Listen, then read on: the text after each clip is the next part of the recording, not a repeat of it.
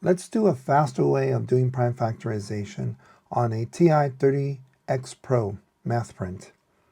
So let's take a number of 60 and do a prime factorization on it.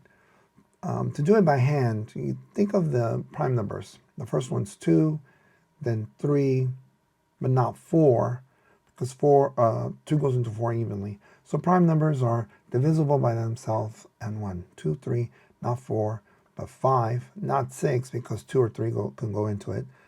7 is fine. 8 is not. 2 goes into 8. Not 9, because 3 goes into 9. Not 10, because 5 or 2 goes into it. How about 11? Yes, and so forth. All right, so 60 is a composite number. We can break it down into prime numbers, okay? 60 is composed of prime numbers, and those are the factors we sometimes need for operation. So one way of doing this is doing an upside, kind of like a ladder method.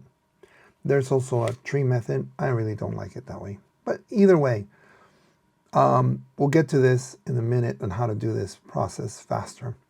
But we take 2, does 2 go into 60? Yes, 30 times. 2 goes into 30, yes, 15 times. 2 doesn't go into 15, but 3 does. 3 goes into 15, 5 times. And all 60, 30, 15, they're all composite and they're composed of primes until we reach a number that is a prime number. So 60 is composed of 2 times 2 times 3 times 5, sometimes written as 2 squared times 3 times 5.